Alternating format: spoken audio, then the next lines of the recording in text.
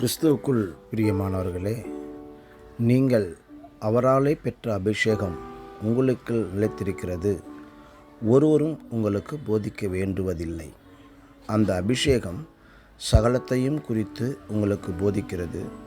அது சத்தியமாயிருக்கிறது, பொய்யல்ல. அது உங்களுக்கு போதித்தபடியே அவரில் நிலைத்திருப்பீர்களாக என்று பரிசுத்த வேதாகமம் கூறுகிறது. இன்றைக்கு அபிஷேகத்தை குறித்து அநேக தவறான காரியங்கள் புரிந்து கொள்ளப்படுகிறது.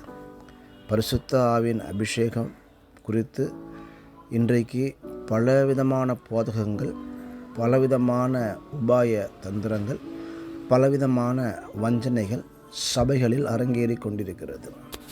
பிரியமானவர்களே, இன்றைக்கு நீங்கள் அவராலே பெற்ற அபிஷேகம், நீங்கள் உண்மையிலே அவராலே நீங்கள் அபிஷேகம் பெற்றிருப்பீர்களானால் அது உங்களுக்குள் நிலைத்திருக்கிறது என்பது ஒரு விசேஷித்த உண்மையாக காணப்படுகிறது.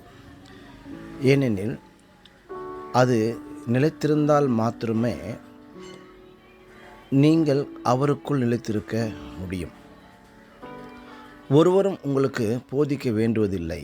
அந்த அபிஷேகம் சகலத்தையும் குறித்து உங்களுக்கு போதிக்கிறது. நீங்கள் பெற்றுக்கொண்ட அந்த அபிஷேகம் உங்களுக்கு சகலத்தையும் போதிக்கிறது.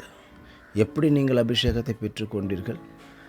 ஆண்டவராகிய இயேசு கிறிஸ்து இந்த பூமியிலே மனிதனாக அவதரித்து நன்மை செய்கிறவராய் சுற்றி திரிந்து பிசாசின் வலையில் அகப்பட்ட யாவரையும் விடுவித்து இந்த உலகத்தை விட்டு நம்முடைய பாவங்களுக்காக, அக்கிரமங்களுக்காக, பொல்லாப்புகளுக்காக சிலுவையிலே அறையப்பட்டு இரத்தம் சிந்தினவராய் அவர் சிலுவையிலே ஜீவனை விட்டார். 3ஆம் நாள் உயிரோடு எழுந்தார். எழுந்து அவர் பரமேறி போனதினாலே பரிசுத்த ஆவியின் அபிஷேகம் இந்த சபிக்கப்பட்ட பூமியிலே ஊற்றப்பட்டது. இதை ஒரு மனிதன் விசுவாசித்து ஏற்றுக்கொள்ளும் பொழுது அவனும் அந்த பரிசுத்த அபிஷேகத்தைக்கு தகுதி உள்ளவனாகிறான்.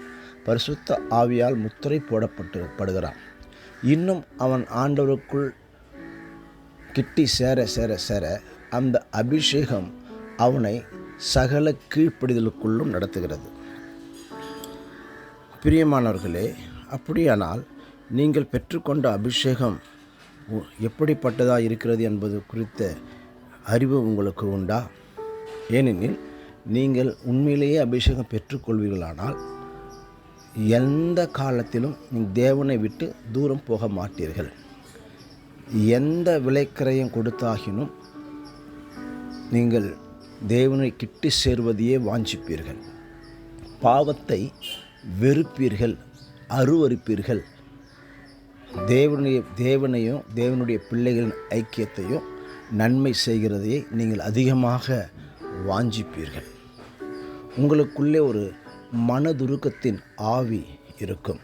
அழிந்து போகிற ஆத்துமாக்களை பார்க்கிற பொழுது உங்கள் இருதயம் தேவ அன்பினால் பொங்கி எழுந்து அவர்களுக்காக ஏதாவது செய்ய மாட்டோமா என்று நீங்கள் வாஞ்சிப்பீர்கள். அப்படிப்பட்ட அபிஷேகம் உங்களுக்குள் இருக்கிறது என்றால் உண்மையிலேயே நீங்கள் பாக்கியவான்கள். இதைதான் பரிசுத்த ஆவியானவர் யோவான் மூலமாக இப்படி எழுதி வைத்திருக்கிறார். அது உங்களுக்கு போதித்தபடியே அவரில் நிலைத்திருப்பீர்களாக என்று முடிக்கிறார். அது என்ன போதித்திருக்கிறது? அது சகல சத்தியத்தையும் உங்களுக்கு போதித்து ஆண்டவரை விட்டு தூரம் போகாதபடிக்கு அவருக்குள் நிலைத்திருந்து கனிகளை கொடுத்து அநேக மக்களை தம் பக்கமாக ஈர்த்து கொள்ளும்படியாகவே அந்த அபிஷேகம் போதிக்கிறது.